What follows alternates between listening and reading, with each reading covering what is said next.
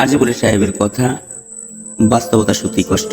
হ্যাঁ, সহমত পোষণ করছি। বাস্তবতা সত্যি অনেক কষ্টের। কখন বাস্তবতা অনেক কষ্টের, জীবন অনেক কষ্টের, সেটা যদি হালাল পথে উপার্জন করে হয়, সত্যের পথে উপার্জন করে হয়, তাহলে আর বাস্তবতা মোটেও কঠিন নয়। সেটা যদি বেহালাল এবং অবৈধভাবে হয়, এরকম ক্ষতই না মানুষ। আর যারা বেহালাল টাকা দিয়ে অর্থের পাহাড় গড়িয়েছে, সমাজকে বুঝাতে চায়, তারাই মানুষ। আসলেও সমাজকে বোঝানোটা সম্ভব, তবে সবাইকে নয়। সমাজে এখন অনেক যোদ্ধা আছে যারা নিজের মেধা দিয়ে আরেকটা মেধাকে নির্ধারণ করতে পারে। আর যারা এরকম অযোগ্য কথা বলে, যাদের ভাষায় এমন, যাদের কথাটাই এমন, সেটা অহংকার, দেমাগ। এরকম আল্লাহ বহু দেমাগিকে দেখিয়ে দিয়েছে, কিছুই নয়। কাজেই অর্থকে নয়, বুদ্ধিকে প্রাধান্য দিন। অর্থেরও প্রয়োজন আছে, তবে সেটা বৈধভাবে ইনকাম করুন, হালালভাবে ইনকাম করুন। আল্লাহ যেন আমাকেও করার তৌফিক দান করে, এবং চেষ্টা করছি।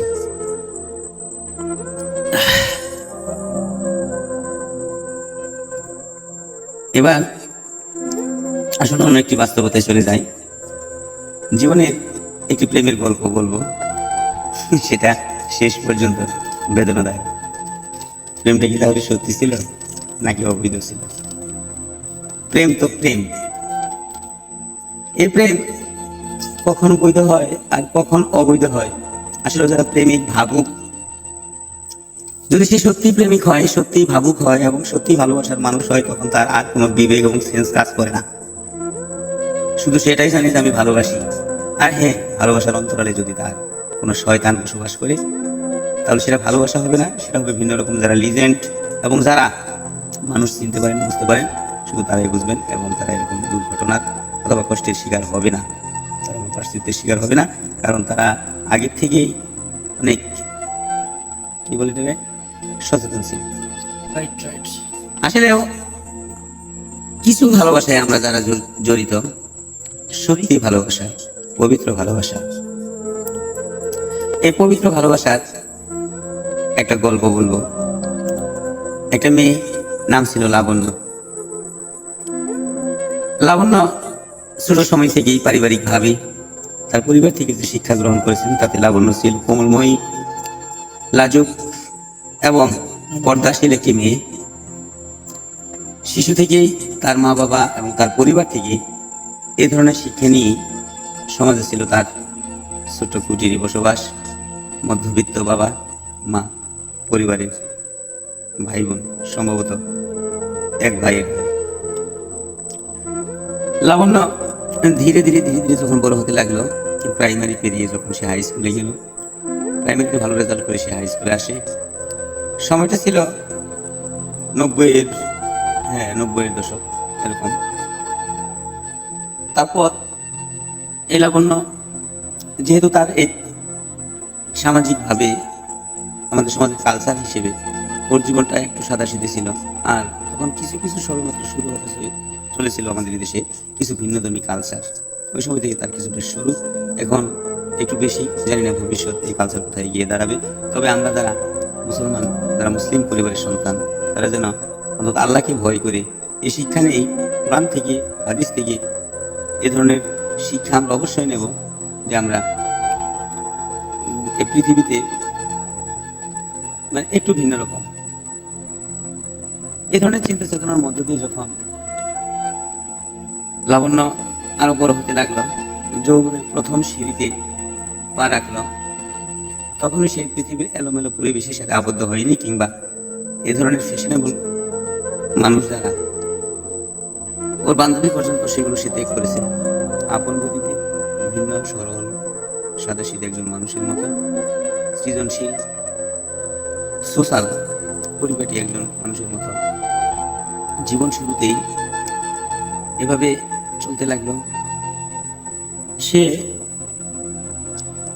মাধ্যমিক পাশ করে, অর্থাৎ এসএসসি পাশ করে যখন কলেজে গেল, তখন সম্ভবত ইন্টার ফার্স্ট ইয়ারের সময় লাবণ্যর বিয়ে হয়ে গেল।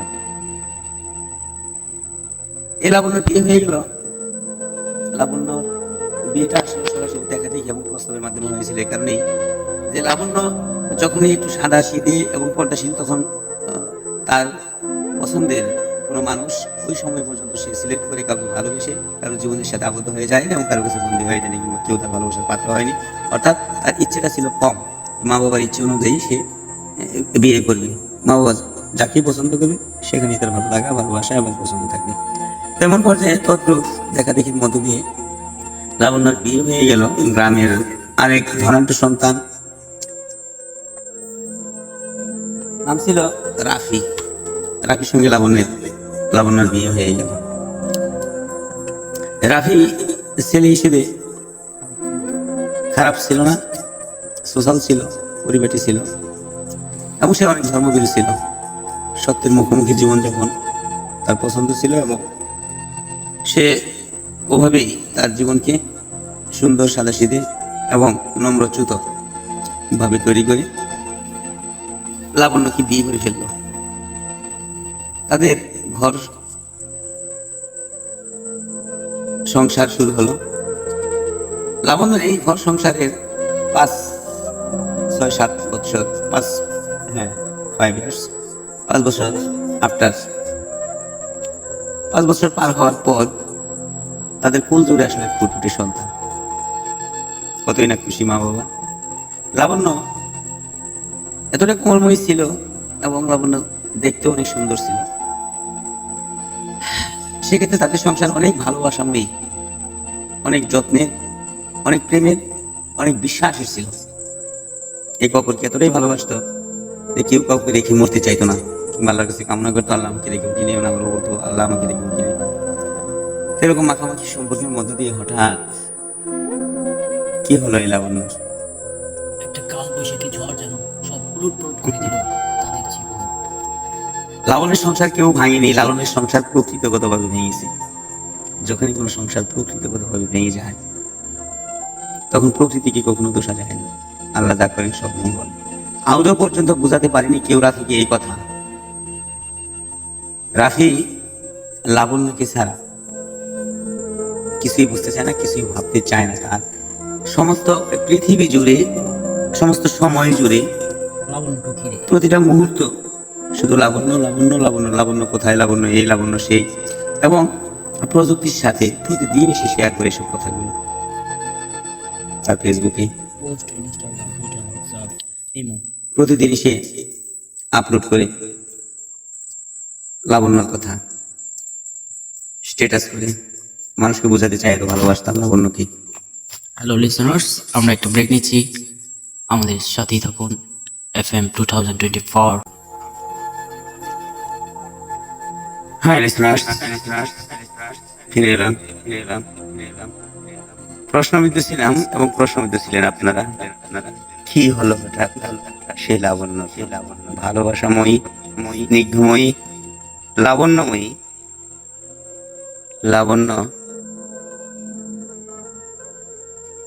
লাবণ্য কেমন যেন হঠাৎ স্লো হয়ে গেল। তার পদচারণ, তার চলাফেরা, তার কথা, তার শরীর, এমনকি তার প্রতিটি ভাব মুহূর্ত কেমনটা যেন একটু অলস, অবশ এবং অন্যমনস্ক, ভালো না লাগা কিছু তিক্ত অনুভূতি সে আস্তে আস্তে প্রকাশ করতে লাগলো। কেন? কোথায় ঘাটতি ছিল? কিংবা কি হয়েছিল লাবণ্যর? লিসেনার্স, প্রিয় লিসেনার্স যারা শুনছেন, আসলে আমাদের হাতে খুব বেশি সময় নেই, তাড়াতাড়ি শেষ করে দেব। হঠাৎ লাবণ্যর ফুলজুড়ে, যেমন মাত্র কিছুদিন আগে লাবণ্যর এই কোল জুড়ে যখন সুন্দর একটা সন্তান এলো, তদ্রূপ ওই সন্তানের মতো করে তার কিছুদিন পরে লাবণ্যের শরীরে, দেহে আরেকটা সন্তানের জন্ম নিল, যে সন্তানের নাম ছিল মরণী, ক্যান্সার। মরণ ঘাতী অসুখ, মরণ ঘাতী কষ্ট।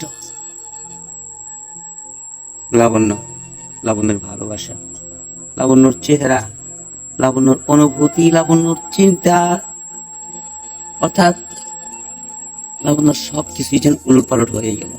হঠাৎ অনেক বড় বড় ডাক্তার থেকে শুরু করে অনেক ধরনের পরীক্ষা নিরীক্ষা, এই পরীক্ষা সেই পরীক্ষা, অর্থাৎ টোটাল সবকিছু ট্রিটমেন্ট করে জানা গেল লাবণ্য ব্লাড ক্যান্সার, মরণঘাতী ক্যান্সার। এই কথাটা যখন রাফি তার নিজ কানে শুনে, তখন তার অনুভূতিটা কেমন ছিল? ডাক্তার শুধু এটুকুই বলেছিল, আপনি আরো ভালো করে ট্রিটমেন্ট করুন, আমার থেকে আপনাকে রেজাল্ট দিচ্ছি। যখন রাফি এই কথা শুনতে পেল, তখন রাফির বিশ্বাস ছিল না আমার লাবণ্যর এমন মরণঘাতী অসুখ হতে পারে না, তার এই সুন্দর পবিত্র হৃদয়ে এই ব্যাধির বাসা হতে পারে না। আমি বিশ্বাস করি না। আমি লাবণ্যকে আরো সুন্দর করে আর ভালো করে অনেক বড় বড় ডাক্তার দিয়ে ট্রিটমেন্ট করবো। যতগুলো ডাক্তার দেখালো, অনেক টাকা খরচ করলো, সব জায়গা থেকেই একই অ্যান্সার, একই রেজাল্ট চলে আসলো, ক্যান্সার। যা কোনোদিন ভালো হয় না।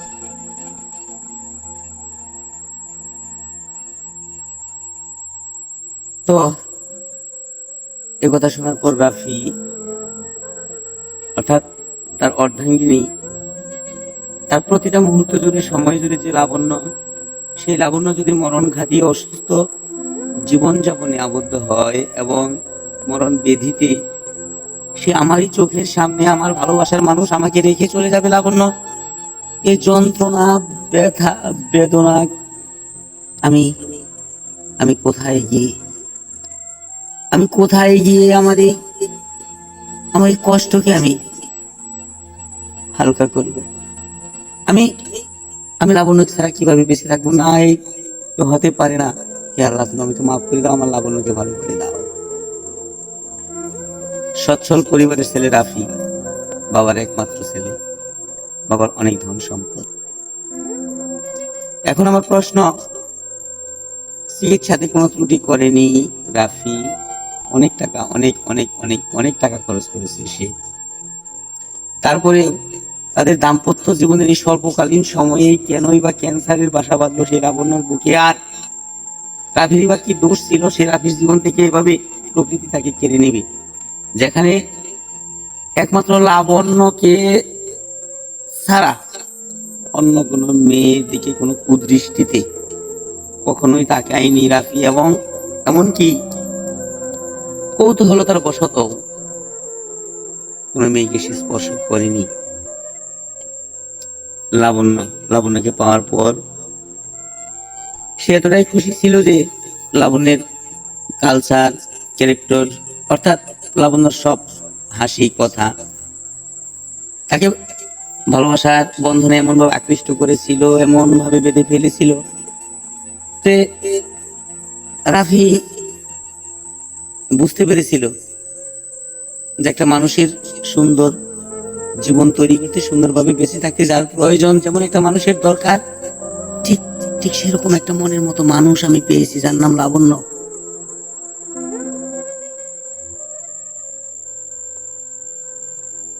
লাবণ্য আস্তে আস্তে দিনের পর দিন, রাতের পর রাত অনেক যন্ত্রণা আর কষ্ট নিয়ে বেঁচে থাকার মধ্য দিয়ে আস্তে আস্তে আস্তে আস্তে তার শরীরটা শুকিয়ে বগের পায়ের মতো হয়ে গিয়েছে।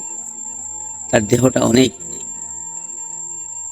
এতটাই শুকিয়ে গিয়েছে যে তাকে জীবন্ত অবস্থায় তাকে কঙ্কাল মনে হয়। আর রাফি এই দৃশ্য দেখতে দেখতে, অর্থাৎ রাফি সেন্সলেস হয়ে গিয়েছে। রাফি কি করবে? সে শুধু আল্লাহর কাছে কান্নাকাটি, প্রার্থনা, হে আল্লাহ, তুমি আমার লাবণ্যকে ফিরিয়ে দাও, না হয় আমাকে সরিয়ে দাও।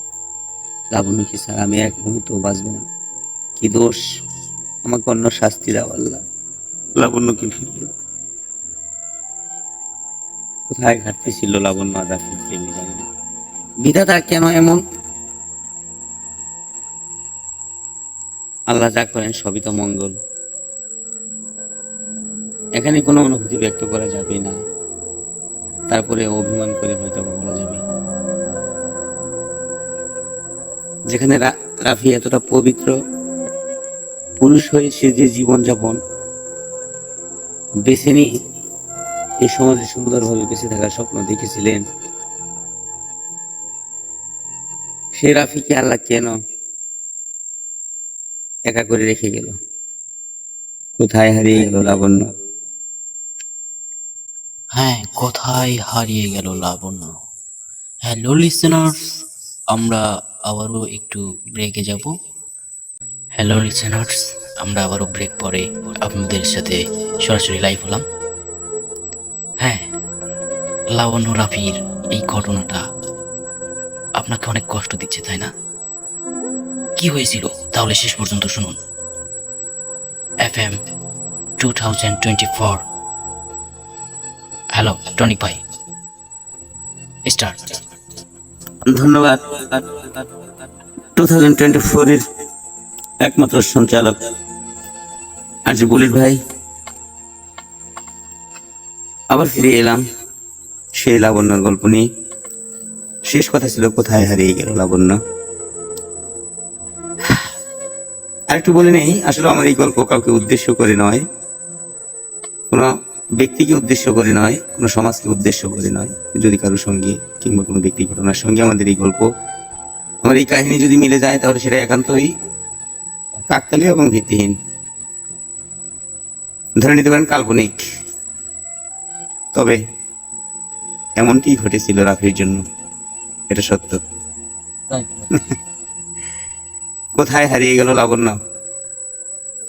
দিন যাচ্ছে আর আস্তে আস্তে লাবণ্য শুভ্র থেকে, লাবণ্যময়ী থেকে, স্নিগ্ধ থেকে সে আস্তে আস্তে আস্তে আস্তে নিমজ্জিত হচ্ছে। সবকিছুতেই সে কেমন যেন এমন কিছু ফিল করে সে কখনো কখনো নির্বাক হয়ে যায়, কখনো কখনো সে অনুভূতিহীন হয়ে পড়ে। আসলে সবসময় সবকিছুই তার আগের মতো বোঝা হয়ে ওঠে না, কিংবা সবকিছু নিয়ে তো চিন্তার অনুভূতিটা তার মাথায় সবসময় কাজ করে না। একটু অন্যমনস্ক কিংবা একটু অন্যমনা, অর্থাৎ একটি ব্যাধি যখন, কঠিন ব্যাধি, মরণঘাতী ব্যাধি যখন কোনো মানুষের হৃদয়ে বসবাস করে, কোনো মানুষের শরীরের দেহে বসবাস করে, তখন যখন সে সুস্থ মস্তিষ্কে সে জানতে পারে সে মরণঘাতীতে এবং মরণ ঘেত যেটাই বলি না কেন, অসুখে আক্রান্ত, সে মরে যাবে, এটা যখন সে বুঝতে পারে, তখন আচ্ছা একবার ভাবুন তো যে আপনি মরে যাবেন হয়তো আর 5-7 মাস, 2-3 মাস অথবা 1 বছর পর, মানে আপনি বুঝতেছেন যে আপনি 1 মাসের ভেতরে মরে যাবেন অথবা 1 বছরের মধ্যে মরে যাবেন, তাহলে আপনার অনুভূতিটা কেমন হবে? যাই হোক, আল্লাহর রহমত ছিল, লাবণ্য এতটা যন্ত্রণা এবং কষ্টের মধ্য দিয়ে সে সবসময় রাফিকে বলতো, রাফি তুমি এত ভেঙে পড়ো না, তুমি একটু বুঝতে চেষ্টা করো, আমাদের একটি সন্তান আছে।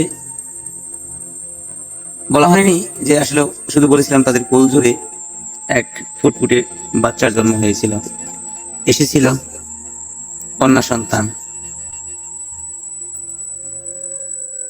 এখন তুমি যদি এতটাই ভেঙে পড়ো রাফি, প্লিজ, আমি জানি না কি ভুল করেছি, তবে আর কেনই বা আমার এমন প্রায়শ্চিত্ত হলো তা জানি না, তবে আমি আল্লাহর প্রতি শুকরিয়া আদায় করতেছি যে আল্লাহ আপনি আমাকে ক্ষমা করুন, আমি আপনার সিদ্ধান্তে একমত এবং আপনার প্রতি শুকরিয়া আদায় করছি।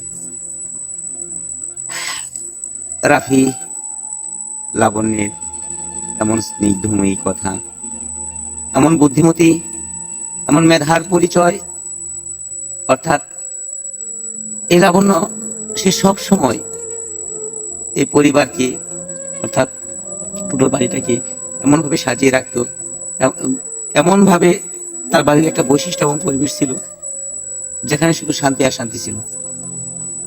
লিসেনার্স, লাবণ্য আস্তে আস্তে আস্তে আস্তে ক্রমশই আরো বেশি দুর্বল, বেশি ক্লান্ত, বেশি অনুভূতিহীন, শক্তিহীন, আস্তে আস্তে সেই ভালোবাসাহীন হয়ে গেল। এই ক্যান্সার তাকে আর বাঁচতে দিবে না, তাকে ভালোবাসতে দিবে না, তাকে অর্থাৎ আগের মতো হতে দেবে না। ঠিক এমনটি যখন হয়ে গেল, তখন রাফিও ভাবতে ভাবতে অনেকটা শুকিয়ে গেল, চিন্তা চেতনা পরিবর্তন হয়ে গেল। তারপরেও মাঝে মাঝে যখন একটু ভালো করে বোঝার চেষ্টা করতো, তখন লাবণ্য রাফিকে সান্ত্বনা দিত, তুমি এতটা ভেঙে পড়ো না, তাহলে আমাদের সন্তানের কি হবে। রাফি কত রাত, কত সময়, প্রতিটা মুহূর্ত নীরবে নিবৃত্তে কেঁদে কেঁদে তার দু চোখের জল ঝরিয়ে আল্লাহর কাছে নিজেকে ক্ষমা প্রার্থনা করেছেন। এবং লাবণ্য যেন বুঝতে না পারে, সেই জন্য লাবণ্য থেকে কখনো দূরে সরে গিয়ে সে এতিমের মতো উপরের দিকে তাকিয়ে শুধু লাবণ্যকে, হে আল্লাহ আমার লাবণ্যকে ভালো করে দাও, এই প্রার্থনায় সবসময় চোখের জল ঝরিয়ে কান্না করত।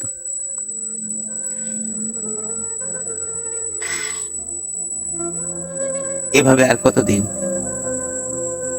নিঝুম রাত। সেদিন আমাদের আঞ্চলিক ভাবে আমরা একটা পাখির ডাক অনেকে হয়তো বা ফলো করি, সেটাকে অনেকেই সুখ পাখি বলে, সুখ অর্থাৎ শোক পাখি। এই পাখির ডাক যদি কোনো মানুষ সরাসরি তার বাড়ির আশপাশ থেকে শুনতে পায়, তাহলে আগেকার দিনের মুরব্বী যারা ছিল কিংবা যারা একটু বয়স্ক ছিল, তারা বলতো এই ডাক বেশি ভালো নয়, এটা অলক্ষণের ডাক এবং জীবনের কেমন যেন একটা খারাপ মুহূর্তের ডাক। এটাই কি সত্যি?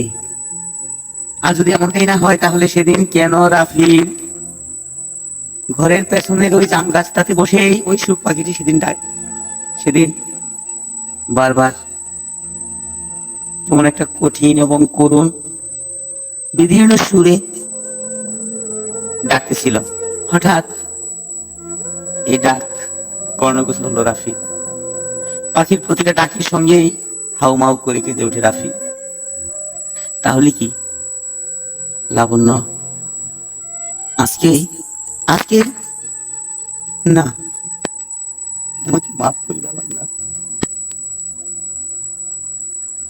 নিঝুম রাত, ঘুটঘুটে অন্ধকার, মাঝে মাঝে জোনাকির ঝিঝি আহ্বান, আর এই জোনাক পোকার লাইট গুলো যখন একটু একটু জ্বলে ওঠে, ঠিক তখন যেন রাফি ওই বাসার রাফির রুমের ভেতরে দুটো জোনাক পোকা কিভাবে যেন ঢুকে গিয়েছিল। লাবণ্য শুধু বলেছিল তুমি, বলতে পারি না লাবণ্য, তারপরে বুঝিয়ে বলেছিল এরকম ইঙ্গিত করে যে তুমি দাও।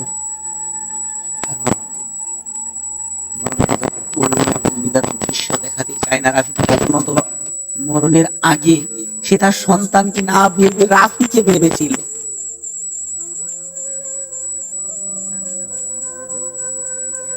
পোকাগুলো যখন রুমের ভেতরে একটু একটু করে আলো ছড়াচ্ছিল, হঠাৎ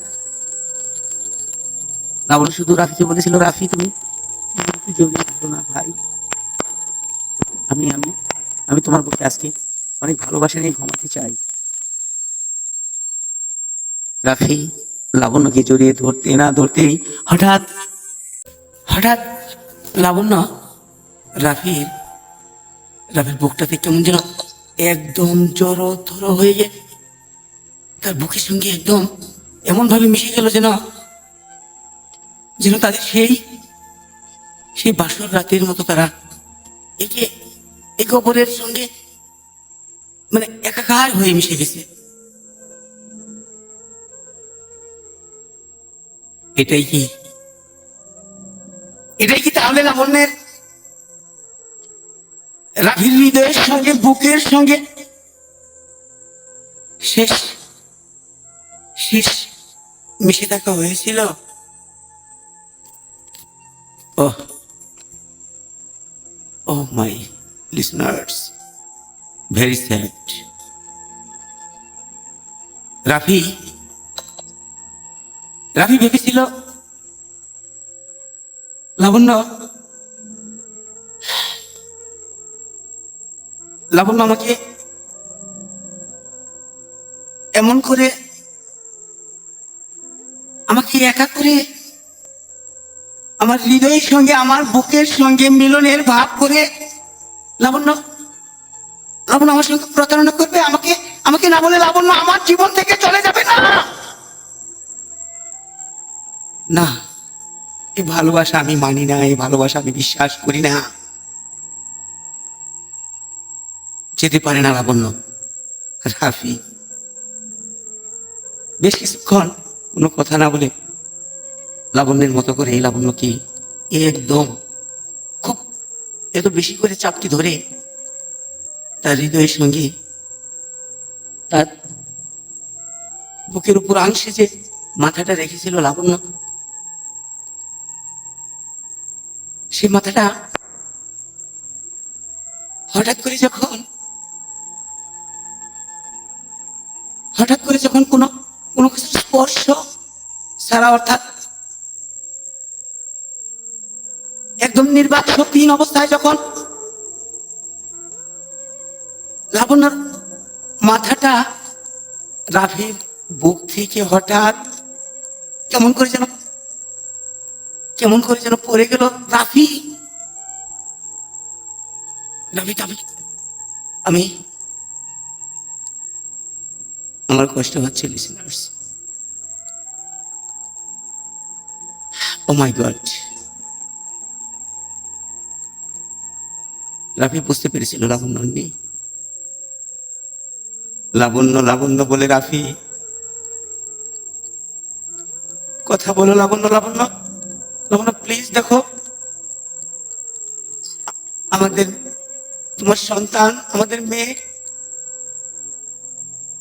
তোমাকে ডাকতেছে। লাবণ্য লাবণ্য প্লিজ তুমি কথা বলো। তুমি না না না লাবণ্য,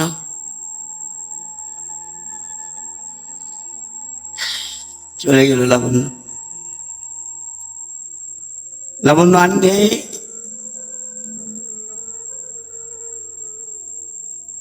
রাফি অনেক একা হয়ে গেল। রাফি কিভাবে বাঁচবে? সে কোনো অনুভূতি, খাওয়া, অর্থাৎ কোনো কিছুই যেন রাফির আর আগের মতো হয়ে ওঠে না। আস্তে আস্তে রাফিও কঙ্কাল হতে লাগলো। এমত অবস্থায় 1 মাস 2 মাস 3-4 মাস পার হওয়ার পর রাফি অনেকটা হালকা হওয়ার চেষ্টা করলেও সে পারে না লাবণ্যকে ভুলে থাকতে। কেমন যেন সবসময় লাবণ্যকে ভেবে ভেবে ভেবে ভেবে, অর্থাৎ অনুভূতিহীন একজন নির্বাক মানুষের মতো শুধু বসবাস ছিল রাফির। হৃদয়ে শুধু লাবণ্য, ডানে বামে শয়নে স্বপনে, অর্থাৎ শুধু লাবণ্য আর লাবণ্য। এভাবে 4-5 মাস পেরোতে না পেরোতেই হঠাৎ কিছুটা পরিবর্তন হতো, কিছুটা স্বাভাবিক এবং একটু পরিবর্তন হতে লাগলো রাফি। হ্যাঁ, রাফি খুব মনে করে, খুব মিস করে, আসলে এটা পৃথিবীর নিয়ম কিনা জানি না, নাকি মানুষের প্রকৃতিগত কোনো স্বভাব, নিজস্ব কোনো স্বভাব, ব্যক্তি কোনো স্বভাব, নাকি এটাই স্বাভাবিক জানি না, যে মানুষ আসলে অন্যরকম, আলাদা। কখনো কখনো মানুষ এত গভীরতার, বাস্তবতার, অর্থাৎ একটি বিষয়ের উপর মানুষ যখন বুঝতে শিখে, জানতে শিখে, তাহলে তাহলে কিছু কিছু প্রেম কেন এমন হয়ে যায়, কিছু কিছু ভালোবাসা কেন এমন হয়ে যায়, কিছু কিছু আশা কেন নিরাশা থেকে যায়, কিছু কিছু স্বপ্ন কেন ভেঙে চুরমার হয়ে যায়। রাফি কতটাই পরিবর্তন হয়েছিল যে সে 8-9 অর্থাৎ 1 বছর পেরুতে না পেরুতেই লাবণ্যকে হৃদয়ের এক পাশে কবর দিয়ে সে আরেক লাবণ্যের ভালোবাসায় আসক্ত হয়ে যায়। এটা কতটা যুক্তিসঙ্গত ছিল রাফির? লিসেনার্স, প্রশ্ন রইল আপনাদের বিবেকের আদালতে। অবশ্যই কমেন্টে আমাদের জানিয়ে দিবেন। একটা কথা বলা হয়নি, রাফির বয়স কত ছিল? রাফির বয়স ছিল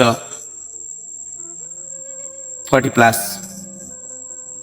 40+। ঠিক এ সময়ে রাফির এতটা মনের মানুষ, স্বপ্নের মানুষ, যাকে হারানোর পর রাফির এই পৃথিবীতে বেঁচে থাকার কথা নয়, অথবা বেঁচে থাকলেও সেটা পাগলের মতো বেঁচে থাকা, সে রাফি কিনা আবার এতটা ভালোবাসার পর লাবণ্যকে ভুলে গিয়ে, আমি বলবো ভুলে গিয়ে, যদিও রাফি প্রকাশ করেছে সে ভুলে যায়নি, তো হৃদয়ে লাবণ্যকে তো মৃত বললে হবে না।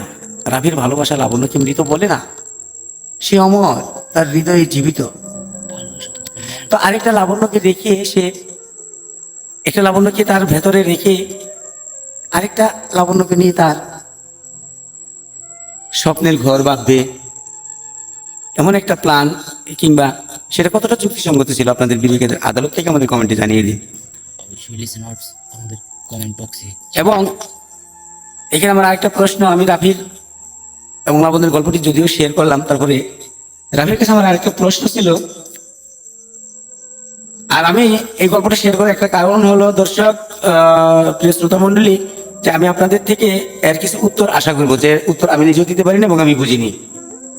অর্থাৎ 40 কিংবা 40+ একটা বয়সের মানুষ, সে তার অত্যন্ত প্রিয় এবং ভালোবাসার একজন লাবণ্যময়ী মানুষকে হারানোর পর, লাবণ্য নামের যে মেয়েটি তার জীবন থেকে হারিয়ে গেছে, তারপর 1 বছর পেরোতে না পেরোতেই সে আবার আরেকটা বিয়ে করে। তাহলে আমার প্রশ্ন, যে লাবণ্যের প্রতি তার কৃতজ্ঞতা এবং যে ভালোবাসা, যে ভালোবাসার ডিসক্রিপশন যে সে যেভাবে করেছেন, যে বাস্তবতা পরিচয় দেখিয়েছেন, লাবণ্যের জীবন্তকালে অনেক টাকা পয়সাও খরচ করেছেন, তার থেকে আরো অনেক বেশি টাকা খরচ করে হয়তো বা তাকে দেশের বাইরে নিয়ে তাকে চিকিৎসা করার অর্থ তার ছিল, কিন্তু সেটা কেন করা হয়নি তা জানি না। কেন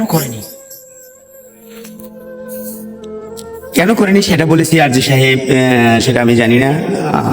আজকে এই গল্প আপনি যেভাবে শ্রবণ করেছেন, আপনিও আমার কাছে আজকে এই গল্পের একজন বিচারক এবং শ্রোতা। সর্বোপরি আমাদের শ্রোতা মণ্ডলী, লিসেনার্স, অর্থাৎ আপনাদের যে বিবেক দিয়ে আমাদেরকে বিচার করেন, কেন করেনি সেটার উত্তর জানা নেই, আপনাদের আছে কিনা তাও জানি না। তবে আপনাদের আদালতে আমি একটা প্রশ্ন রেখেছিলাম, সেই প্রশ্ন আবারও রেখে আজকের এই গল্প শেষ করব, যে 40-42-এর তাকে যুবক বলা যাবে না, আবার কখনো কখনো বলা যেতে পারে। সেখানে তার বিয়ে করাটা কি জরুরি ছিল নাকি? সে আস্তে আস্তে এতটাই হালকা হয়ে গেছে যে লাবণ্যের প্রেম, লাবণ্য চলে যাওয়ার পর সে আর ধরে রাখতে পারেনি। আর যদি সেই ধরে রাখতে না পারে, তাহলে আমার কাছে একটা উত্তর আছে, যে মনে হয় তার কাছে প্রেমের ঘাটতি ছিল। আর যদি এরকম হয় যে হ্যাঁ, এত দুঃখ, কষ্ট, স্যাড, বেদনা এসব পাওয়ার পরেও তারপর যখন ওই লোকটি অর্থাৎ রাফি একা হয়ে গেল, তার একটা বাচ্চা আছে, সেখানে তার বিয়ে করা প্রয়োজন, যদিও লাবণ্যকে সে ধারণ করবে তার মেমোরিতে, তার হৃদয়ে, এবং কিন্তু সে এমন একটা পরিস্থিতির শিকার যে তার আরেকজন সঙ্গিনী অর্থাৎ অর্ধাঙ্গিনীর প্রয়োজন, তার দেহের যৌবনের শেষান্তে অন্তত কিছুটা প্রয়োজন, এবং তার মেয়ের পরিচর্যার প্রয়োজন, তার যত্নের প্রয়োজন। সাধুবাদ জানাই রাফিকে। লাবণ্যর প্রতি আপনার ভালোবাসার ডিসক্রিপশন আমাদেরকে মুগ্ধ করেছে, আপনার কষ্ট আমাদেরকে কষ্ট দিয়েছে, তাই আপনাকে নিয়ে এতগুলো কথা বললাম, আপনার গল্প শেয়ার করলাম। জানি না কেমন লাগলো। যদি ভালো লেগে থাকে আগামীতে আরো এরকম আপনাদের গল্প নিয়ে হাজির হব। আর যে ফরিদ আহমেদ টনিক সাহেব, আমি শেষে বলবো, এরকম যদি হয় আসলে সেখানে এত ব্যথা, এত কষ্ট এবং এত বেদনার মাঝে রাভি আরো সুস্থ হয়ে উঠুক, লাবণ্য তার ভেতরে থাক, যদি সে ধরে রাখতে পারে, তবে আরেক লাবণ্যের অবস্থান যেন তাকে সুখ দেয়, ঠিক ওই লাবণ্যের মতো। মেয়েরা অনেক ক্ষমাশীল, অন্তত লাবণ্য এই কথাটুকুন যদি এখন শুনতো কিংবা চোখ ভরে দেখতে পেত, তাহলে হয়তোবা লাবণ্য কিছুটা হেসেই উঠত। অন্তত লাবণ্য হারানোর পরে আরেক লাবণ্যের উপস্থিতি ওই লাবণ্যকে আনন্দ দেবে। রাফির গল্প শেষ করছি। আল্লাহ হাফেজ, শুভরাত্রি। ধন্যবাদ সবাইকে, ধন্যবাদ FM 2024 এবং ধন্যবাদ আমাদের স্নেহাস্পদ RJ James bullet. Hello listener, সেই পর্যন্ত সুস্থ থাকুন, ভালো থাকুন, এই প্রত্যাশাই রইল। লাবণ্য অ্যান্ড রাফির ঘটনা এটাই ছিল। এরকম নতুন নতুন ঘটনা পেতে আমাদের ইউটিউব চ্যানেলটি, ফেসবুক পেজটি ফলো দিয়ে সাথেই থাকুন। আবার কথা হবে, দেখা হবে যদি বেঁচে থাকি। আল্লাহ হাফিজ।